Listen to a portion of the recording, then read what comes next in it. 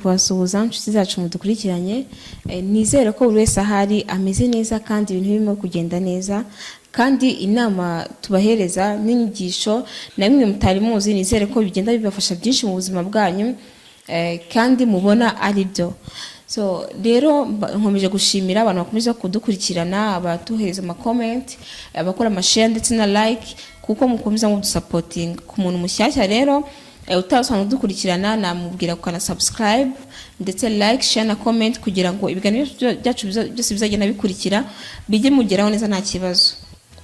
Uyu munsi rero nabategura ikiganiro cyiza, ngiye kuganira n'abagabo ndetse n'abasore uburyo ki bashobora kuba ari bo batera ingaruka cyangwa se ikintu gituma uburyo igitsina cyawe kiba gitoya ntigikure mu burebure ndetse no mu byibuho.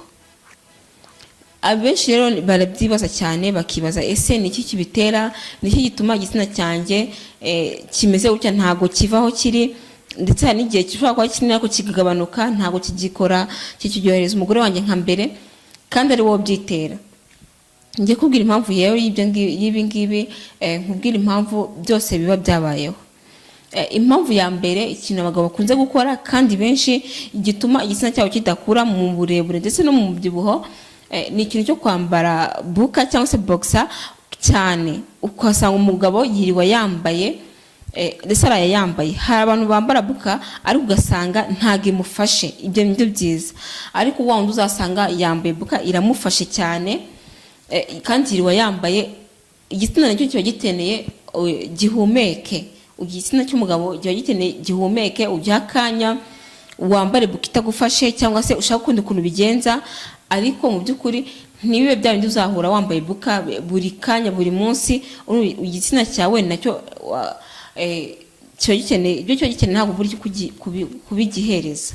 So urumva rero ibyo nabyo bigira ingaruka ku mubiri wawe, bigatuma igitsina cyawe kidakura ndetse kitaba kinini cyangwa se ngo kibe kirekire kinaryohereza umugore. So rero urumva niwo byo wabyiteye byose.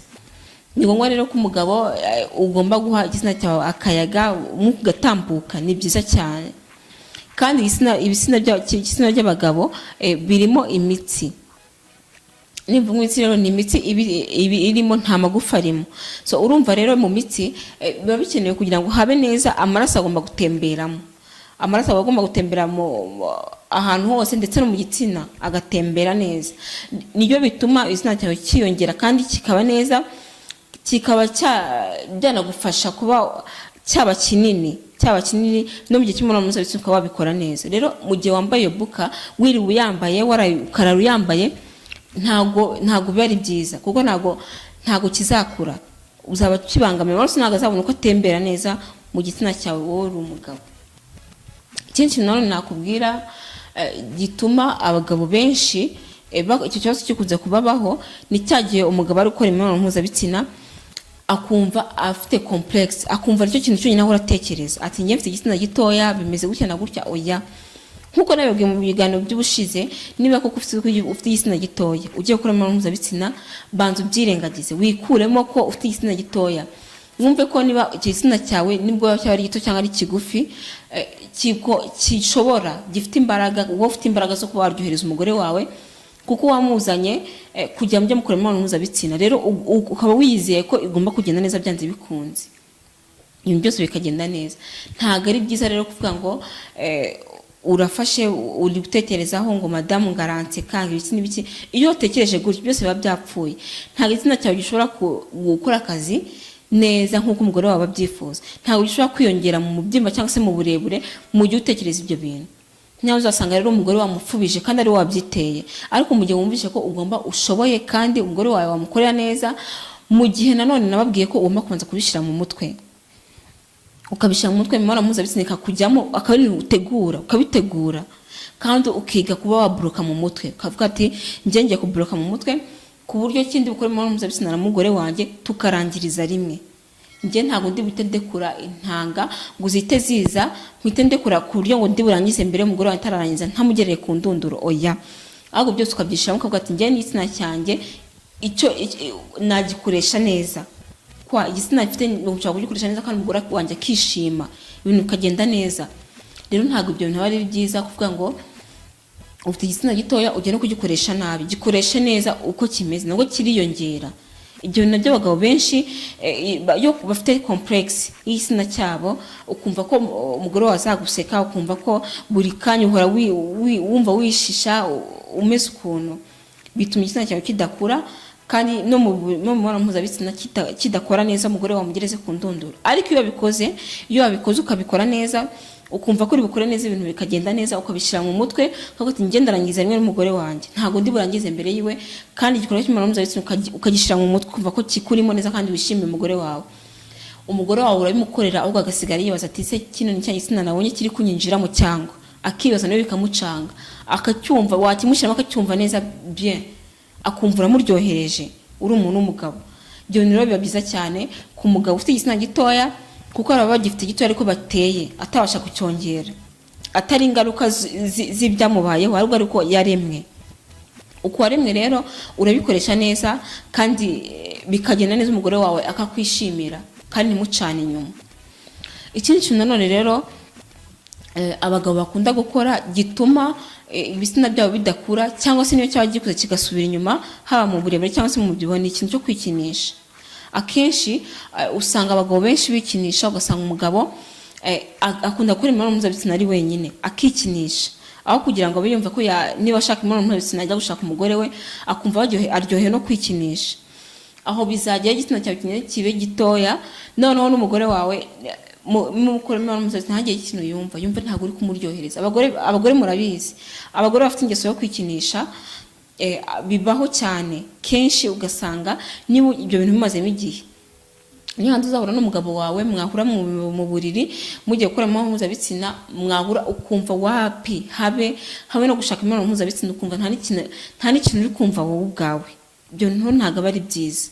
So rero ikintu cyo kwikinisha ugomba kukirinda mu by'ukuri, niba ushaka kuryohereza umugore wawe, niba ushaka ko muzajya mukora imibonano mpuzabitsina bikagenda neza, niba ushaka umugore wawe atazaguca inyuma, nicyo kintu cyonyine wakora, ukareka kwikinisha. Kuko kwikinisha bigira ingaruka mbi cyane ku mubiri w'umugabo mu gihe ubikora kandi wari ushaka kuba waryoheza umugore wawe mu gihe cy'imibonano mpuzabitsina, icyo kintu kikugiraho ingaruka, bigasanga byose birakunaniye, ukisanga byose byakunaniye, ukisanga nta kintu na kimwe gishoboye, ukisanga uri wa muntu nta kintu kimwe ushoboye, umugore wawe avuga ati se byakugendekeye gute, kandi ikintu mu by'ukuri cyo kwikinisha nta kintu cyiza kirimo. Niba ufite iyo ndwara, shaka umuntu, niba ufite indwara yo kuba washaka imibonano mpuzabitsina buri kanya, shaka umuntu ujya muyikorana.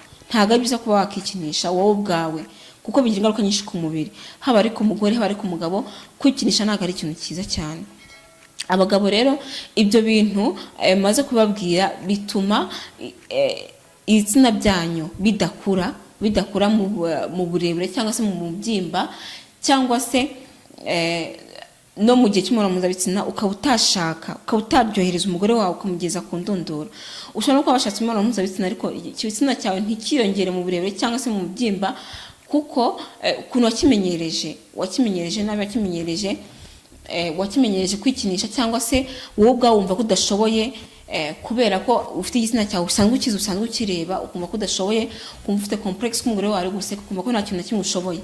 No, uko niko waremwe, ugomba kubimenya kandi ukumva ko ufite imbaraga, ufite n'ubushobozi. Iki ni ikintu nanone rero uzasanga kigira ingaruka, kubona umugabo yirirwa yambaye boxer kanayirarana, ikibazo cyo kuba igitsina cye cyagondama kigafata. Niba tuvuge umugabo, abagore bakunda ibitsina kigororotse, ugasanga afite igitsina kigororotse ariko kiragondamye kubera ki boxer yirirwa yambaye.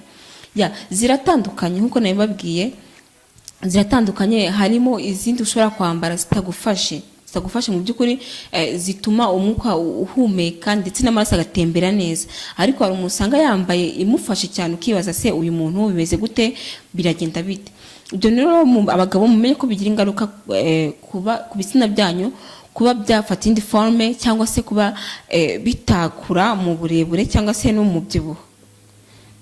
Kandi rero icyo ni ikintu mugomba kwitaho cyane, kuko burya imibonano mpuzabitsina ni ngombwa ko ugomba kuryohereza umugore wawe ukamugereza ku ndunduro, kuko nicyo kintu kiba kibahuje nyamukuru.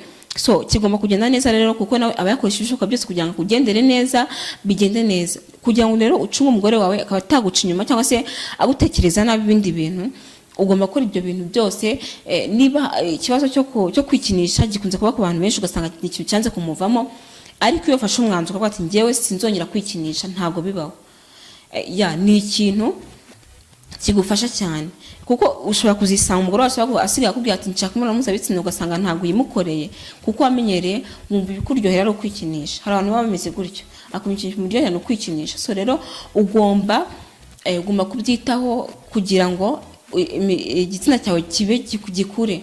N'abantu benshi usanga bajya gushakira umutaho batari, ahubwo turakora amasiporo ya runaka, urarya ibiryo bingoze, oya, ahubwo ni wowe byiyicira. Izo mpamvu nakubwiye nizo zitumye igitsina cyawe kitaba kinini cyangwa se ngo kibe kirekire mu buryo wabyohereza umugore wawe, cyangwa se mu buzima usanga ibintu ukora no mu mibonano mpuzabitsina, ibyo wiyumvira cyangwa se ibindi bintu uba utekereza, kuba uri kure ukaba wumva utari muri mudu cyangwa se wumva udashoboye, cyo kintu cyonyine gituma igitsina cyawe kiguma gutyo, kiba kimeze gutyo. Ariko wumvishe ko uri umuntu ushoboye, ukumva ko ufite imbaraga, ukumva ko nta bindi bintu ujye gushaka bindi birenze, ukumva ko ari wowe n'umubiri wawe, kandi ugomba gukoresha ubwo buryo igitsina cyawe ukagiha umwuka, kigahumeka, amaraso agatembera neza. Nicyo kintu cyonyine kizatuma igitsina cyawe kimera neza, imibonano mpuzabitsina ukagenda neza, umugore wawe ukamuryohereza neza. Ndabashimira rero ku bagabo cyangwa se abasore mukomeje kumurikirana, ndetse n'abagore mushobora kubwira abagabo banyu ati kurikirana kino kiganiro, mbona bimeze gutya na gutya, ntumutinye ukamubwira ati kurikirana kino kiganiro, ndabona bimeze gutya na gutya, nawe wasangamo ibyawe. Nizere ko mukuyemo inama nyinshi zigiye zitandukanye. Ku bibazo bindi mwamufite, comment hasi kugira ngo njye mbasha kubisoma, mbashe kukurikirana ibibazo mwamufite, ndetse no kunyunganira n'ibindi waba uzi wabishira kuri comment kugira ngo ibintu bishobore kugenda neza. Ntugatinye gushira comment, kuko ntago nzaza mvuga izina ryawe, nzansubiza ikibazo wambajije cyangwa se mbona ikivuzo cyawe. Ntago ari byiza kubona video ngo ukomeze wumva hari ikibazo ufitanye, video ikarangira hari ikibazo usigaranye muri wowe, ariko ukaba utakandika comment kuko izina ryawe bari ruhujya. Njye ntago nzita ku izina ryawe, ahubwo nzita ku kibazo ufite, ikibazo waduhaye, kandi tubere hano kubisubiza ibibazo byose uba ufite. Murakoze rero, bye bye, naho utaha. Ndabakunda cyane, mwari kumwe nanjye mupenzi Izere.